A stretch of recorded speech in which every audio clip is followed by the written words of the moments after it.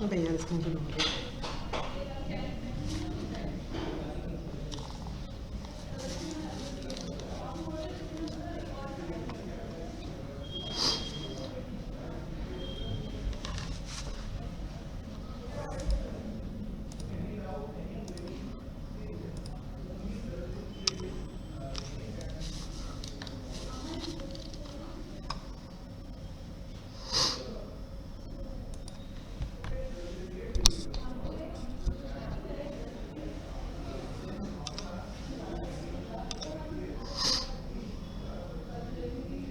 You are now unmuted.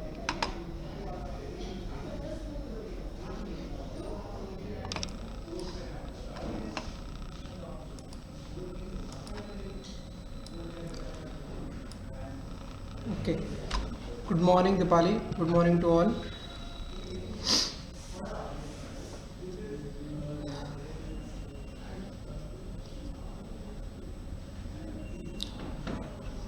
Okay, सही किया session आपने ज्वाइन करके। गगन, एसएससी का डिस्कशन होगा टेस्ट का। लास्ट क्लास में हम लोगों ने बैंक वाला मॉक टेस्ट डिस्कस किया था।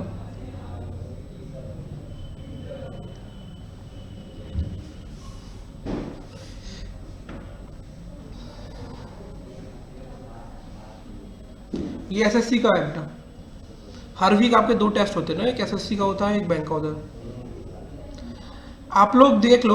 दीपाली, आपका जो डाउट है वो भी मैं लास्ट में डिस्कस करा दूंगा। सर हम्म, आप पहले ले लो क्योंकि ना मेरी फिर 10:45 कॉलेज की क्लास है। ठीक है,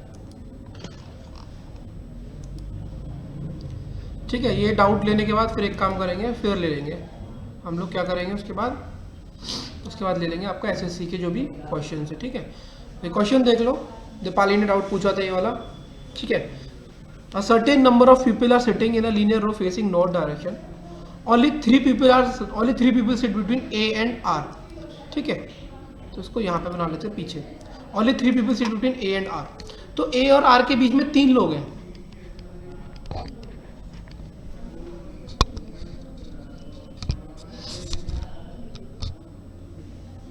ठीक है,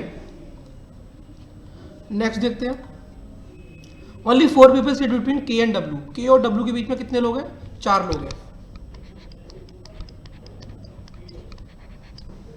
अब जब यहां पर मैंने कोई एरो नहीं बनाया, एरो मतलब इस तरीके से कोई एरो नहीं बनाया, इस तरीके से कोई एरो नहीं बताया, तो इसका मतलब ये है कि इनके बीच में सिर्फ 4 लोग हैं। अब कौन किसके लेफ्ट में कौन किसके राइट में वो नहीं पता। गुड मॉर्निंग राखी।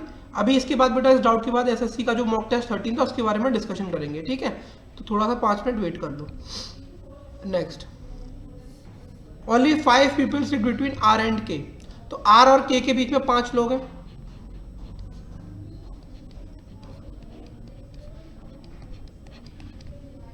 करेक्ट, एक बार वापस से पढ़ते हैं। Only 3 people sit between A and R, only 4 people sit between K and W. ठीक है, and only 5 people sit between R and K. ठीक है, तो अगर आप देखोगे तो सबसे ज्यादा स्पेस, अब देखो के और डब्ल्यू के बीच में भी 3 लोग हैं।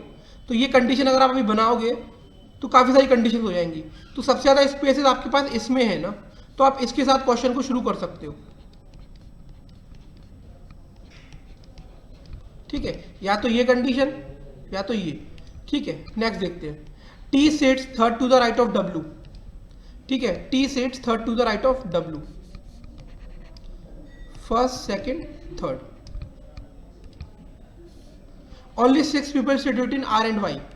तो आर और वाई के बीच में 6 लोग हैं। Not more than 3 people sit between K and Y. देखो इस लाइन का मतलब क्या है? Not more than 3 people sit between K and Y का मतलब ये है कि के और वाई के बीच में या तो नॉट मोर देन 3 मतलब 0, 1, 2 या 3, 0, 1, 2 या 3, लेकिन इससे ज्यादा नहीं होने चाहिए किसके बीच में? के और वाई के बीच में। ठीक है, अब देखो आर और वाई के बीच में 6 लोग हैं, तो अगर मैं इस तरफ जाऊंगा इसे प्लेस कर रहे तो के से बहुत दूर हो जाऊंगा, तो इसलिए 1, 2, 3, 4, 5 वाई आपका यहां आ जाएगा। क्या समझ में आया ये पॉइंट दीपाली?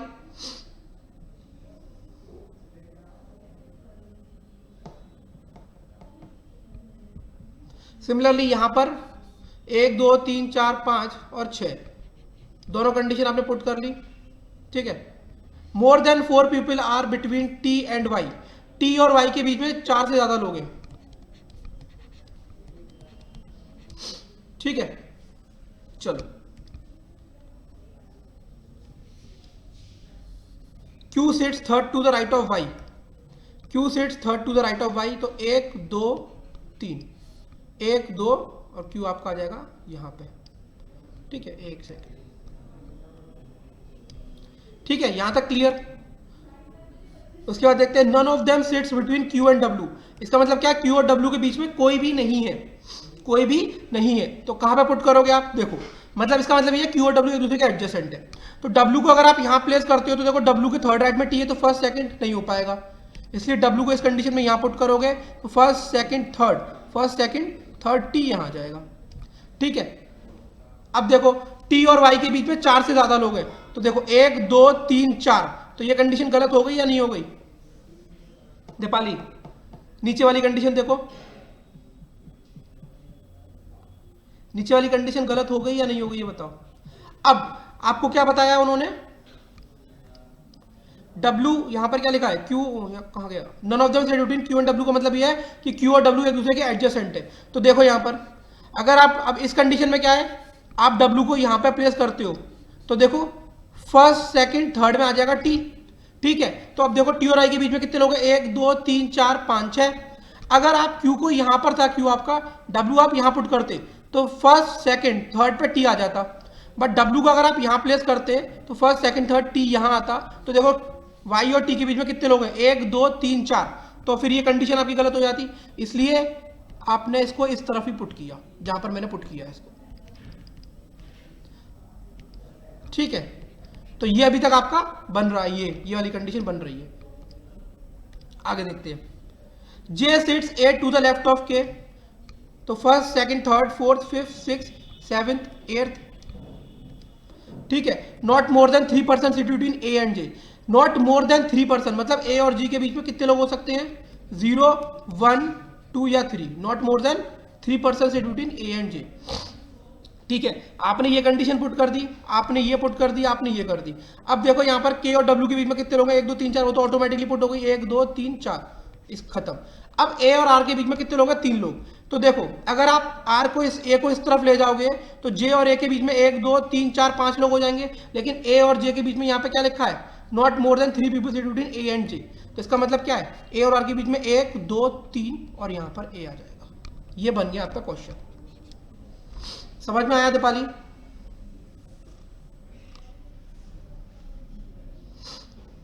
ये आपका वर्कशीट का क्वेश्चन 11 to 15 था, दीपाली ने पूछा था डाउट में। ठीक है, अब देख लो क्वेश्चन था इसके ऊपर, कोई बात नहीं बेटा, वेलकम। ठीक है, अब क्वेश्चन है जैसे इसमें how many people are sitting in the linear row, तो कितने लोग बैठे हुए हैं यहाँ पर, 1 2 3 4 5 6 7 8 9 10 11 12 13 14 15 16 17 18 19 19 लोग बैठे हुए हैं। How many people sit between A and J, तो A और J के बीच में कितने लोग हैं, यहाँ पे 1 पर्सन है। क्लियर दीपाली? मैंने 2 ही क्वेश्चन इंक्लूड किए थे क्योंकि आपको अरेंजमेंट ही समझना था ना, तो आई होप आपको वो समझ में आ गया होगा। चल, तो अब हम लोग डिस्कशन करेंगे SSC वाले जो टेस्ट मॉक टेस्ट 13 का। बाकी जिन लोगों को नहीं करना वो लोग जा सकते हैं।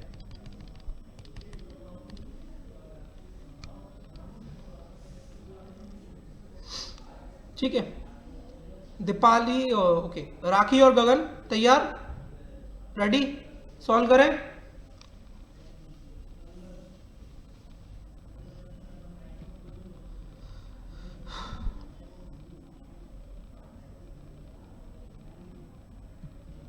चलो सॉल्व करो इसे गगन, सॉल्व करो इस क्वेश्चन को।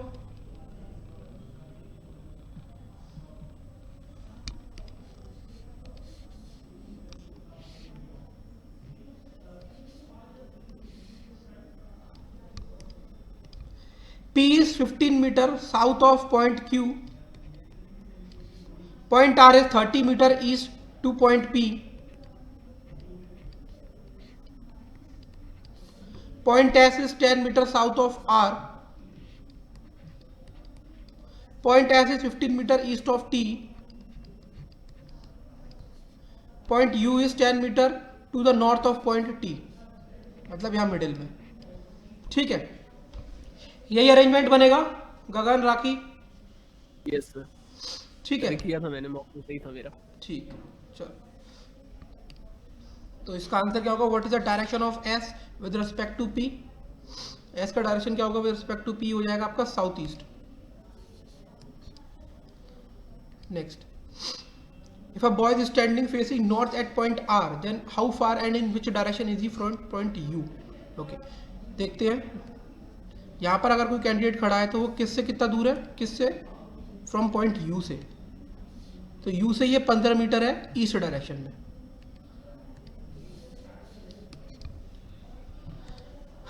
ओके, ये वाला क्वेश्चन किया था आप लोगों ने? ये सर अब कर लेता हूँ, उस टाइम मैंने बात के लिए छोड़ दिया था। ठीक है। In a family of 7 members, A, B, C, D, H, M, V, these are two married. There are 2 married couples.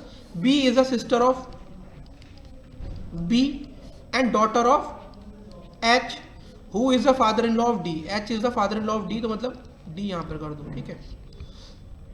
C and A are siblings. ठीक है, C और A siblings है। A is the sister of D. A is the sister of D, तो मतलब C भी यहीं आएगा कहीं ना कहीं। ठीक है, A is the sister of D. D who is a brother-in-law of B, मतलब brother-in-law of B का मतलब हो गया इसकी बहन का हस्बैंड होगा। M has 2 children। अब देखो यहाँ पर ये 2 लोग हैं, तो अब यहाँ पर किसी और वेरिएबल की बात नहीं करी गई, तो ये दोनों हस्बैंड वाइफ होंगे। M has 2 children, तो देखो यहाँ पर इनके पेरेंट के तो 2 चिल्ड्रन हो नहीं सकते, 3 होंगे, तो M यहाँ पे आ जाएगा, तो ये वाइफ हो जाएगी। C is the sister in law of B. C is the sister in law, मतलब ये फीमेल हो जाएगी बी की। तो ये बन गया आपका blood relation. Clear Gagan? Yes sir. ठीक। How is M related to D? M कैसे रिलेटेड है डी से? एम कौन हो जाएगा? मदर इन लॉ, सासू माँ। How many male members are there in the family? तो देखो 1 2, बट इसका जेंडर नहीं पता, इसलिए ये आंसर होगा कैन नॉट बी डिटरमाइंड। समझ में आया क्यों कैन नॉट बी डिटरमाइंड है? क्योंकि एक जने का जेंडर नहीं पता, तो इसलिए टोटल काउंट बताना मुश्किल है कि कितने मेल है और कितने फीमेल है। Who among the following is the sister of A? A की सिस्टर कौन है? ए की सिस्टर सी है, डी तो भाई है। ठीक है, चले आगे। Yes sir. चलो ये वाला क्वेश्चन सॉल्व करो। ये आंसर लिखे हुए ना। Only a few A is B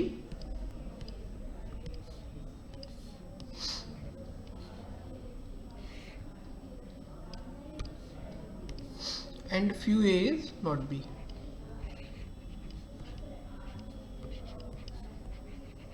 only B is C का मतलब क्या है? All C is B, some B is D.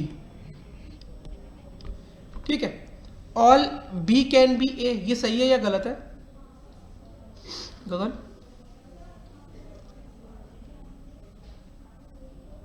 गलत सर। ठीक है, तो ये वाला गलत हो गया। अच्छा, रीजन बता सकते हो? ऑल बी कैन बी ए ना सर? हाँ, तो सर नो का रिलेशन तो गिवन ही है हमें ओनली फ्यू के थ्रू। नहीं तो बन जाएगा ना। आप जो लॉजिक बता रहे हो उसके हिसाब से बताऊंगा सिर्फ। ठीक है, सर एक्चुअली ना ये उसमें ये डाउटफुल है, हम श्योर नहीं है, नहीं बन इसलिए हम इसको। अगर आप मतलब आप जो बता रहे लॉजिक, पहले तो मैं उसके हिसाब से बता रहा हूँ, जैसे आप जो बोल रहे हो मैं उसके हिसाब से सेटिस्फाई करता हूँ। ठीक है, अगर मैंने ऑल बी को ए बना दिया तो few A is not B, तब भी तो पॉसिबल है ना, हो जाएगा ना। राखी गलत क्यों बोल रहे हो, उसका रीजन बताओगे? श्योरिटी नहीं है ना सर, तो डेफिनेटली फॉल्स हम तो कर नहीं कैन सकते। का मतलब बेटा पॉसिबिलिटी होता है, वो पॉसिबिलिटी पूछ रहा है। कैन या मे का मतलब पॉसिबिलिटी होता है, श्योर नहीं है। आप लोग जो रीजन दे रहे हो ना वो गलत है। ठीक है, अब आज एक बात समझना, क्योंकि शायद आपने सिलॉक्स मुझसे पढ़ा नहीं था, बट स्टिल मैम ने आपको पढ़ाया होगा, आप लोग भूल गए होंगे। यहाँ पर जो लिखा है ना only B is C, only B is C, पता है इसका मतलब क्या होता है? बताओ इसका मतलब क्या होता है? ये सर? all- हाँ दीपाली बोलो। सर ये हमें ना हमने पढ़ाया नहीं था, तो आपने मेरे को जो वीडियो भेजी थी ना, उसमें देखा था। अच्छा चलो कोई बात यस नहीं। सर, वैसे मैम ने ओनली वाला केस नहीं पढ़ाया था हमें। कोई बात नहीं, तो सुन तो लो और समझ लो, मॉक टेस्ट का फ़ायदा कर लो डिस्कशन का, ठीक है। अब सुनो ध्यान से। ओनली बी, दीपाली आप इन लोगों के संग भी वो लिंक शेयर कर देना, ये लोग भी एक बार देख लेंगे, ठीक है। ओनली बी इज सी का मतलब क्या होता है? पहले तो ऑल सी इज बी, मतलब इसका मीनिंग ये होता है, ठीक है। ये बात समझ में आई? अब पहली चीज़, अब इसमें होता क्या है, ये जो ओनली वर्ड यहाँ पर इस स्टेटमेंट में यूज होता है, तो जब आप इसको बनाते हो ऑल सी इज बी, अब ये सिंपल वाले ऑल सी इज बी से कैसे अलग है ये समझो। यहाँ पर ये ओनली वर्ड जो लग गया ना, इसका मतलब ये है कि जो सी है ये दुनिया के सारे और लोगों के संग नो का रिलेशन दिखाता है। किसका दिखाता है? नो का रिलेशन। क्या ये बात समझ में आई? ओनली वर्ड लगने की वजह से ये जो ऑल सी इज बी है, ये सिंपल वाले ऑल सी इज बी से कैसे डिफरेंट होता है कि ये और बाकी ये जो सी पोर्शन है इतना, ये पूरी दुनिया के और लोगों के संग नो का रिलेशनशिप निभाता है। क्या ये बात समझ में आई? Yes sir. अब देखो यहाँ पे इसका रीजन क्या था। ओनली या फ्यू ए इज बी, तो आपने बना दिया फ्यू ए इज बी और few A is not B. Only B is C का मतलब क्या है? ऑल सी इज बी, ठीक है। Some B is D. अब देखो, अगर आप all B can be A बनाते हो तो देखो होगा क्या, पहले इसको समझो। अब अगर आप इस स्टेटमेंट को पढ़ो तो कोई दिक्कत नहीं है, क्योंकि only few A is B का मतलब क्या है? Few A is not B. तो बेटा इतना सारा एरिया बचा है, तो इसमें से कुछ पार्ट बी तो नहीं है ना, वो दिख रहा है, कोई दिक्कत ही नहीं है। तो यहाँ तो पॉसिबिलिटी बन गई, बन गई नहीं बन गई? सी नहीं आ सकता ना लेकिन ए के हाँ, अंदर।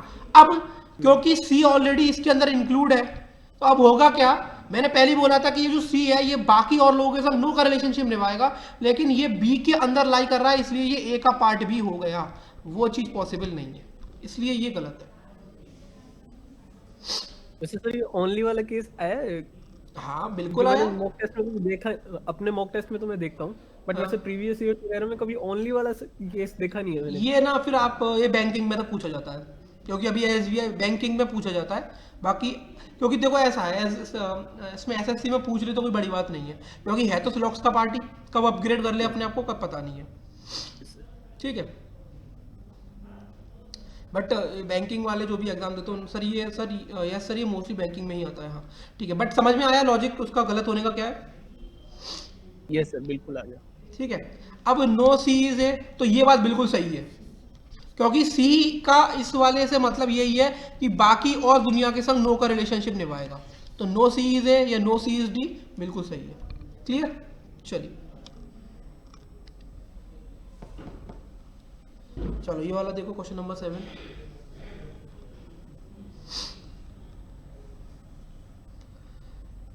दीपाली कल वाला लेक्चर देखा था आपने ब्लड रिलेशनशिप का?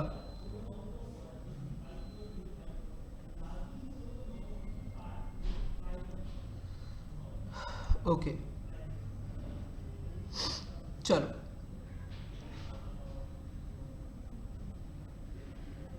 Okay okay okay. Some apple is बनाना,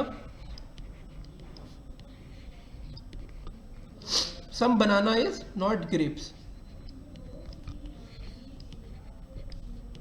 सिर्फ सम पार्ट ना, and some grape is cherry, ठीक है। All banana can be grapes, all banana can be grapes, हाँ या ना? No sir. नहीं हो सकता, क्योंकि बनाना का कुछ पार्ट ग्रेप्स का रिलेशन नहीं कर रहा है, तो अगर सारा का सारा जाएगा तो कुछ पार्ट कहाँ से निकालोगे? तो इसलिए ये तो गलत हो गया। All grapes can be banana, yes sir. ठीक है। चलिए क्वेश्चन 8 देखो, ये 6 का सेम स्टेटमेंट है, बस इसमें क्या करा है, कंक्लूजन चेंज कर दिए।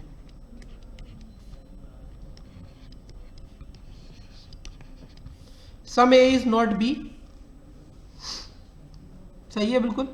ट्रू सर, बिल्कुल। सम सी कैन बी डी, नहीं,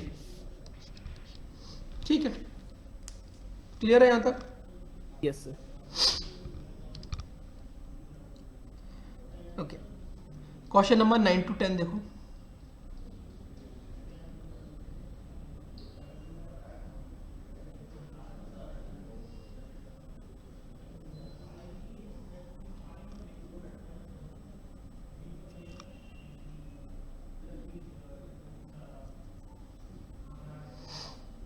ये क्वेश्चन तो सर देख के आगे बढ़ गया था मैं। अरे यार ऐसा क्यों, इसमें क्या है?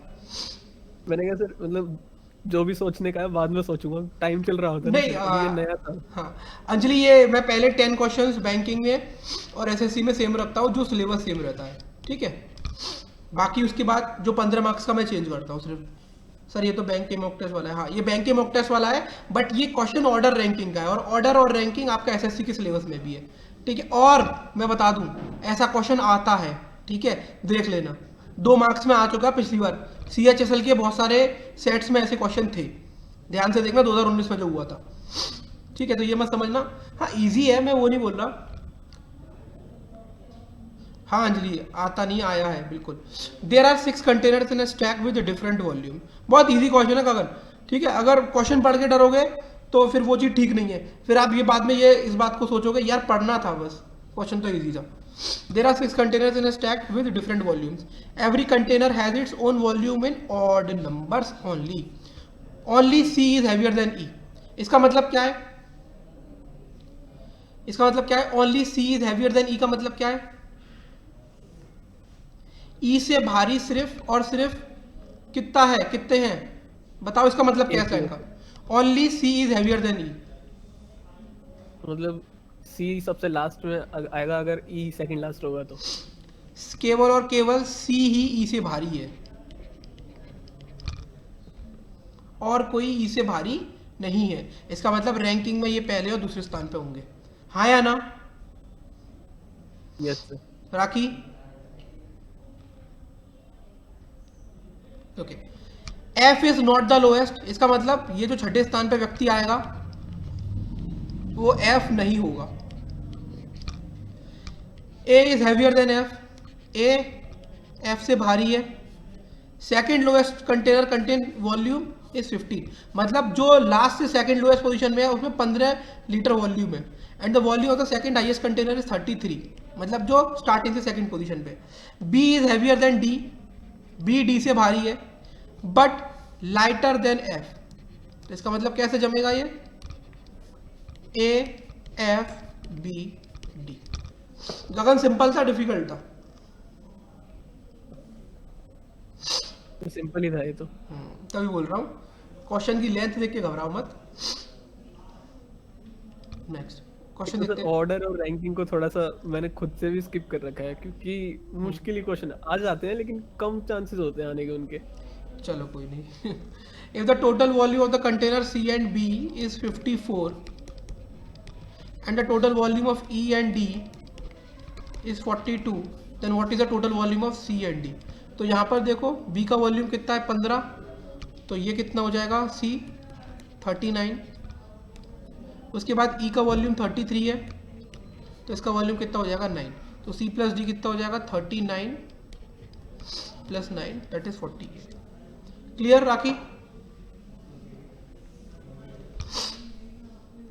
चल question 10, what can be the possible weight of D? D का इसमें से पॉसिबल वेट क्या हो सकता है बताओ? D का पॉसिबल वेट इसमें से क्या हो सकता है? 13, क्योंकि ये ज्यादा है, ये ज्यादा है, ये ज्यादा है। चलो क्वेश्चन नंबर 11 बताओ। ये तो बता दिया होगा गगन, A, ठीक है। D is greater then F, बिल्कुल सही है। A ग्रेटर देन S, बिल्कुल गलत है, अपोजिट सिंबल वाले साइन आ गए।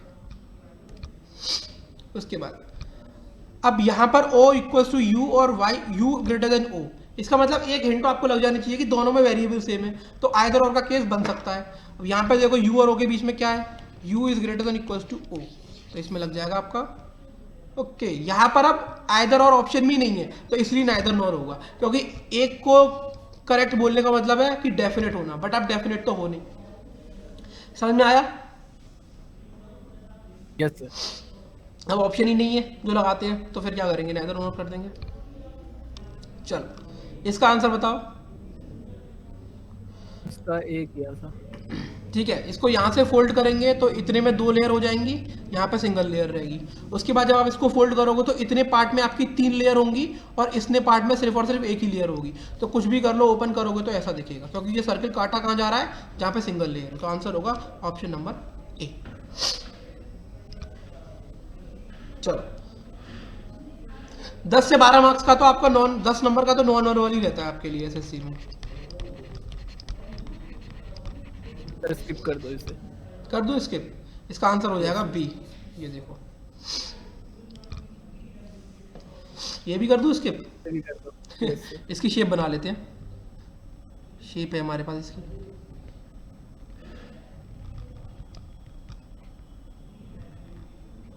निकल जाएगा ये टुकड़ा इसमें से एज इट इज।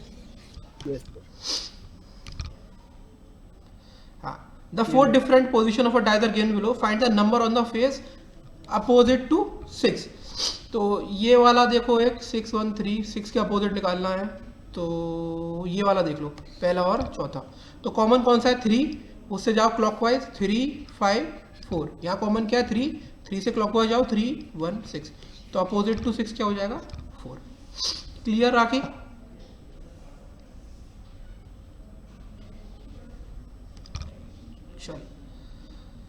चलो इसमें देख लो,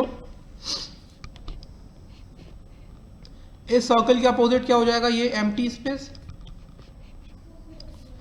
और इस डॉट के अपोजिट क्या हो जाएगा? Empty space. और एम्प्टी स्पेस के अपोजिट क्या हो जाएगा? Plus sign. तो एम्प्टी एम्प्टी प्लस बन जाएगा, प्लस डॉट एम्प्टी बन जाएगा, एम्प्टी ये बन जाएगा, डॉट एम्प्टी एम्प्टी ये वाला ले लेंगे, डॉट ये ले लेंगे, ये बन जाएगा। तो यहाँ पर आंसर क्या हो जाएगा? D. 1 2 3 and 4। Clear? Yes, sir. Number of square count कर लिए इसमें? Count the number of square in the given figure. 1 2 3 4 5 6। उसके बाद ये 7, ये 8। तो 8 तो ये हो गए, उसे हटा दो यहाँ से। उसके बाद ये वाला फिगर देखो, इसमें ये भी एक स्क्वायर बन रहा है आपका। तो करेक्ट आंसर क्या हो जाएगा? 8 + 1 9। सर वो जो फॉर्मूला होता है स्क्वायर वाला, क्या होता है? जैसे अब जैसे 1 2 3 4 5 6 टोटल 6 स्क्वायर जो है नॉर्मल वाले, 1 2 3 4 5 6 लिख के 6 × 2 करके। नहीं, वो रेक्टेंगल के लिए होता है, मल्टीप्लाई करना कॉर्नर्स का। ये गलती कर दी थी मैंने। हाँ, वो रेक्टेंगल के लिए होता है। चलो अच्छा, ये इसका आंसर बताओ। वैसे तो बी है ऑप्शन, लेकिन ये हुआ था ये क्वेश्चन। हाँ सर, ये तो इजी था। ठीक है, मुझे लगा शायद से ये थोड़ा सा लोगों ने गलत किया होगा, बट यहाँ पर स्ट्रेट लाइन क्वेश्चन, एक्चुअली ऐसे क्वेश्चन डिपेंड करते हैं कि फिगर कितना क्लियर है। देखो 1 2 3 4, उसके बाद 5 6 7 8 9 10 11 12 ये 13। ठीक है, तो इसमें कितनी लाइन हो जाएंगी आपकी? 13 लाइन हो जाएंगी। ठीक है राखी, क्लियर है?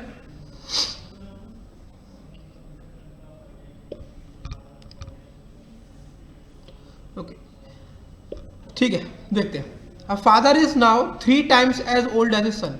तो फादर और सन के बीच का रेशियो क्या हो जाएगा? 3:1। 5 years बैक, मतलब आज से 5 साल पहले, he was 4 times as old as his son, 4:1। ठीक है, तो दोनों रेशियो का क्रॉस मल्टीप्लाई करके डिफरेंस निकालोगे तो 4 1 2 1 4 3 1 3 कितना आया? 1। उसके बाद इसका क्रॉस मल्टीप्लाई करके डिफरेंस निकालोगे 4 5 20 1 5 5। तो एक की वैल्यू 15 आ गई, इसका मतलब सन की एज हो जाएगी 15, फादर की एज हो जाएगी 45।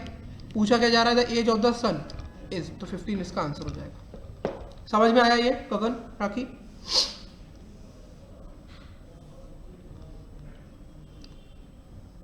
Yes sir. ठीक है, ये मेथड आपको सर ने बताया होगा आई होप, है ना? प्रॉब्लम हो नो रही सर। नहीं? तो जनरली भी इसको जनरली भी कर सकते हो। Father is now 3 times old age son, तो अगर फादर की एज 3x ले लो, सन की एज 1x ले लो। ठीक है, तो 5 years है, मतलब आज से 5 साल पहले। इनकी एज का रेशियो क्या हो जाएगा? 4 times ओल्ड एज सन, तो 4/1। इसको ऐसे भी कर सकते हैं। ठीक है। Yes sir. वैसे सर थोड़ा सा इसको डिटेल में समझाइए दो सर, क्योंकि सर ने कहा है कि रेशियो वाले क्वेश्चन हो गए, बट सर ने हमें सीधा होमवर्क दिया था रेशियो वाला क्वेश्चन, तो देखो हमने खुद ही फिर एक्सपेरिमेंट से करे हैं जैसे देखो, a father is now 3 times as old as his son. इसका मतलब क्या है? फादर और सन की एज का रेशियो कितना दे रखा है आपको, ये बताओ पहले। 3:1 दे रखा है। आपको पता है कि किसी भी चीज को रेशियो में एक्सप्रेस करना है, इसका मतलब रेशियो में जब एक्सप्रेस करते हो तो उसको आप एक्चुअल डाटा में कन्वर्ट करोगे तो इसके पीछे एक न्यूमरेटर और डिनोमिनेटर में ऐसा कॉमन डिजिट होता है जिससे मल्टीप्लाई होने के बाद वो हमें एग्जैक्ट डाटा दे देता है। ये तो पता होगा आपको। Yes sir. ठीक है, तो अगर फादर की प्रेजेंट एज 3x है और सन की एज 1x है, अब वो क्या कह रहा है? आज से 5 साल पहले, तो आज से 5 साल पहले फादर की एज क्या हो जाएगी? 3x - 5। He was 4 times age older son. अब अगर इन दोनों को मैं रेशियो में लिखूं तो ऐसे लिखूंगा। अब आज से वही 5 साल बाद फादर की एज 4 टाइम्स हो जाएगी सन से, मतलब ये वाली फादर की एज 4 टाइम्स हो जाएगी और ये वाली सन की एज 1 टाइम हो जाएगी। आया समझ में? Yes sir. सॉल्व करोगे इसे तो क्रॉस मल्टीप्लाई हो जाएगा। वो तो आ जाएगा।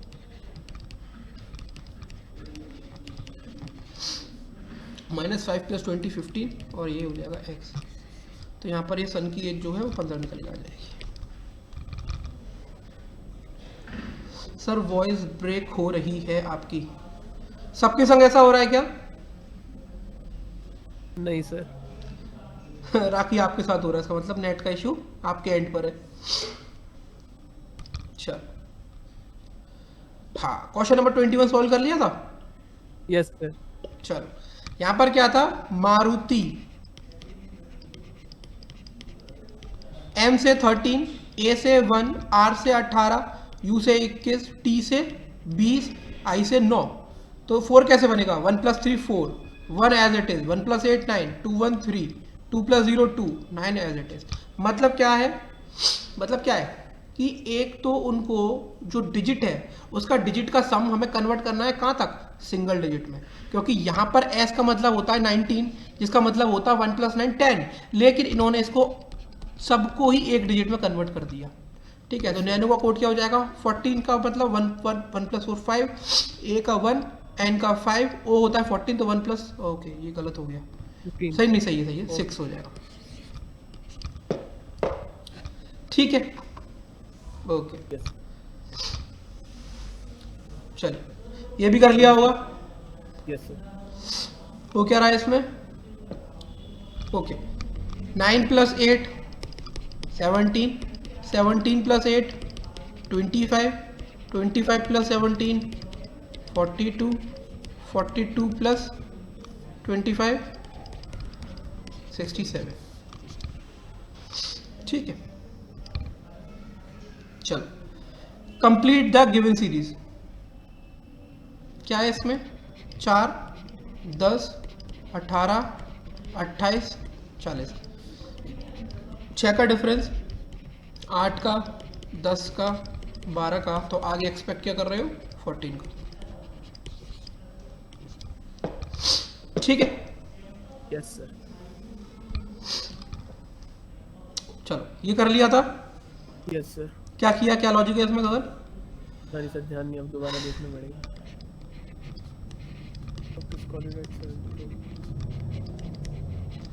18 15 3 11 ऐड करता हूं तो 18 और 15 33 और 3 36 और 11 47।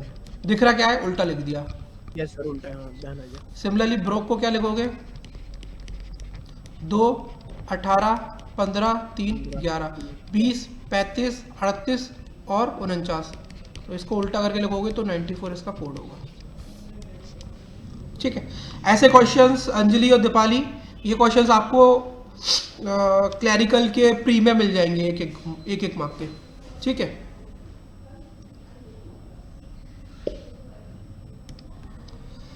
ओके, तो क्वेश्चन नंबर, क्वेश्चन सर गलत करके आया था मैं, ओ किया था शायद मैंने। पता है एक्चुअल में क्या था? मैं आपको अपना बताता हूँ। ये क्वेश्चन जब मैंने पहली बार देखा था और फिर मैंने इसका जब सॉल्यूशन देखा ना, तो मेरे दिमाग की थोड़ी सी हट गई थी। मैंने कहा इस तरह का भी कोई लॉजिक होता है, बट अब क्वेश्चन आया तो मैंने कहा चलो थोड़ा सा आपको भी दिमाग की हटाते हैं। अब देखो I ratio L, N ratio. अब इसमें क्या है, एक स्टिक है, एल बनाने के लिए आपको 2 स्टिक लगेंगी, एन बनाने के लिए आपको 3 स्टिक लगेंगी, तो एम बनाने के लिए भी 4 स्टिक लगेंगी। अभी क्वेश्चन आया है और ये लॉजिक था उसका, ठीक है। कुछ सोच ही नहीं सकता ये क्या लॉजिक लगा रहे हैं। हम लोग देखेंगे नंबर्स में और इन्होंने अलग ही लॉजिक लगा दिया, तो इसलिए मैंने सोचा थोड़ा सा आपके संग भी खिलवाड़ किया जाए। सर जैसे यहाँ इस सेम में ओ भी है और ऑप्शन में एम भी था, तो प्रायोरिटी हमेशा फिर स्टिक वाले को देंगे हम। ये क्वेश्चन भी होते हैं, लेकिन आप जो लॉजिक लगा रहे हो तो आप अपने लॉजिक का पहले वो बताओ, क्या लॉजिक से आप वो बता रहे हो, ये बताओ। सर आई लिख दो 9, एल लिख दो 12, एन लिख दो 14। हाँ। तो पहले 3 था, फिर 2 बढ़ा, फिर अब 1 बढ़ेगा ना। ये एनालॉजी का क्वेश्चन है, यहाँ से लॉजिक नहीं होता कभी, इसमें लॉजिक होता है और वो लॉजिक यहाँ लगाया जाता है। दो डॉट है क्या? अरे सर एनालॉजी में कभी लॉजिक यहाँ से यहाँ ट्रेवल नहीं करता, लॉजिक सिर्फ इन दोनों में होता है और वो सेम लॉजिक यहाँ लगाया जाता है। तो सर अब तो 2 डॉट्स दिख रही है मुझे बीच में, उस टाइम मैंने ध्यान नहीं दिया था। ठीक है, तो इसका करेक्ट आंसर क्या होगा, एम। ओके, चलो, और कोई डाउट, कोई परेशानी किसी तरह की? No sir.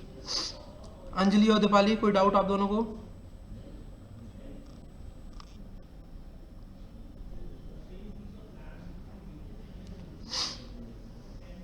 Sir yes Deepali. Number series में प्रॉब्लम आती है बहुत, मतलब लॉजिक मिलता नहीं है जल्दी से। प्रैक्टिस करनी पड़ेगी उसकी, क्योंकि वो टॉपिक ऐसा ही है कि आपको सीक्वेंस क्लिक करना चाहिए।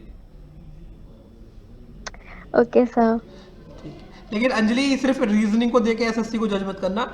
एसएससी में जो चीज़ एसएससी के लिए सबसे ज़्यादा वो होती है चैलेंजिंग, वो ये होती है कि वहाँ पे 4 सेक्शन होते हैं, और उससे बड़ी बात सबसे ज़्यादा चैलेंजिंग होता है जनरल अवेयरनेस का पार्ट। हाँ, एडवांस मैथ में भी होता है, बट एडवांस मैथ क्या है कि वो फिर एडवांस मैथ में भी ये है कि हाँ आप प्रैक्टिस करोगे तो उसको भी ओवरकम कर सकते हो। सबसे ज़्यादा चैलेंजिंग जो मुझे लगता है वो जनरल अवेयरनेस लगती है, क्योंकि जनरल अवेयरनेस का जो सिलेबस है वो बहुत वास्ट है, इसलिए उसे पूरा कवर करना बड़ा मुश्किल होता है। इसलिए अकॉर्डिंग टू मी मुझे वो सबसे ज़्यादा चैलेंजिंग लगता है। ठीक है, जीएस में पहले ये देखते हैं, मतलब बाकियों में देखते हैं कि सिलेबस करना कौन सा है, जीएस में देखते हैं छोड़ना कौन सा है। हाँ, हिस्ट्री है, पॉलिटी है, ज्योग्राफी है, इकोनॉमिक्स है, फिजिक्स है, केमिस्ट्री है, बायोलॉजी है, और कुछ रह गया? स्टैटिक है, करंट है। हाँ, करंट तो स्टैटिक का, और देखो मैं वो तो आप लोगों को टीचर्स बताते होंगे। आप लोग अगर प्रीवियस ईयर का एग्जाम पैटर्न थोड़ा देखोगे ना, तो जो जनरल अवेयरनेस में क्वेश्चन आते हैं वो मोस्टली स्टैटिक का जो पोर्शन रहता है वो स्टैटिक नहीं होता। वो अगर जैसे उसने नेशनल पार्क पूछा किसी स्टेट में, तो उस नेशनल पार्क या उस स्टेट से रिलेटेड कुछ ना कुछ घटना आसपास घटी है। ठीक है, तो करंट, जीएस, हाँ हाँ ठीक है, वही चीज़ है। ठीक है, लेकिन वही है कि हर एग्जाम का अपना पैटर्न होता है, अपने चैलेंजेस होते हैं। ठीक है सर हमारी एकेडमी तो बहुत अच्छी है, जीएस के 3 फैकल्टी बदल चुकी है, अभी तो कोई कुछ बताता नहीं है कि जीएस करना कैसे है पेपर। देखो, मैं तो आपको एक ही राय दूंगा, बाकी मोहित सर से पूछना। मोहित सर एसएससी के एग्जाम्स दिए हुए उन्होंने। ठीक है, मैं तो एक्चुअली बैंक में ही फोकस करता हूँ ज़्यादा, बट अकॉर्डिंग टू मी ऐसे मैं रेलवेज का एग्ज़ाम मैंने क्वालिफाई किया हुआ है, असिस्टेंट लोको पायलट का, आपको पता होगा, शायद मैंने बताया भी था। तो उस एग्ज़ाम से भी एक एक्सपीरियंस जो मुझे मिला था क्वालिफाई करने के बाद, वो ये था कि वो लोग स्टैटिक पोर्शन पूछते हैं, लेकिन स्टैटिक क्या है कि वो जो पिछले 6 महीने में कहीं ना कहीं जो, देखो ऐसा है, करंट को ना आपको बहुत ढंग से पढ़ना पड़ता है। आप सोचो सिर्फ आप हेडलाइंस पढ़ लो कि कल महाराष्ट्र में एक नेशनल पार्क का उद्घाटन हुआ, कल हमारे एचआरडी मिनिस्टर ने ये बोला। आपके एचआरडी मिनिस्टर ने क्या बोला, कहाँ बोला, कौन सी जगह पे बोला, जिस जगह पर खड़े होकर बोला उसका संस्थापक कौन है, उसकी संस्थान क्या है, उसका फाउंडेशन कब हुआ था, ये सब पढ़ना पड़ता है। फिर आपको और हमें लगता है कि सर ये स्टैटिक आ गया, स्टैटिक नहीं होता, उसके ऊपर एक घटना घटी होती है। समझ रहे हो? तो वो थोड़ा सा आपको हिंट देता है। और वही है कि जनरल अवेयरनेस में आप करंट को अच्छे से प्रिपेयर करो, मतलब सिर्फ पढ़ने के लिए मत पढ़ो, करंट के इर्द गिर्द भी करो, तो आपका कहीं ना कहीं 10 से 12 नंबर कवर हो जाएगा एसएससी का, 25 में से जीएस का। ठीक है, और बाकी यार वहाँ पर जितने भी बच्चे बैठते हैं ना, सबका एक जैसा हालत होता है। जीएस में आप देखोगे हार्डली 18 क्वेश्चन आपका, या 25 में से 18 मैक्सिमम अटेम्प्ट जाते हैं, इतने सही होते हैं बच्चों के 18-19।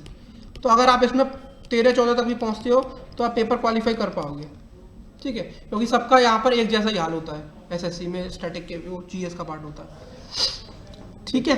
और सर बैंकिंग का तो मैं अभी सोच ही नहीं सकता क्योंकि एज ही नहीं हुई, अगले साल तक भी एज नहीं होगी, 21 साल मेरी तो। अच्छा, तो कोई दिक्कत नहीं। फिर ये है कि बैंकिंग में चैलेंजेस ये होते हैं कि बैंकिंग में सबसे बड़ा चैलेंज होता है टाइम को बीट करना, सबसे बड़ा। जब आप स्टार्टिंग में एग्जाम दोगे तो ये आपको इतना बड़ा अपने रास्ते में वो लगेगा, क्योंकि इसको बीट करना बड़ा मुश्किल होता है, वो भी प्रैक्टिस करनी पड़ती है। तो वही चीज़ मैं बोल रहा हूँ, एवरी एग्जाम, हर एग्जाम का अपने टफनेस लेवल होता है, अपना डिफिकल्टी लेवल होता है, कोई इजी नहीं है, कोई टफ नहीं है, ठीक है। चलो करें फिर, टाटा bye bye. Yes sir, thank you sir. कोई डाउट हो ना अपने अगर लगन तो भेज देना, कल भी जो एसएससी की क्लास है ना उसमें डाउट्स ही ले लूँगा मैं। Okay sir. चलो okay Deepali and Anjali, bye bye.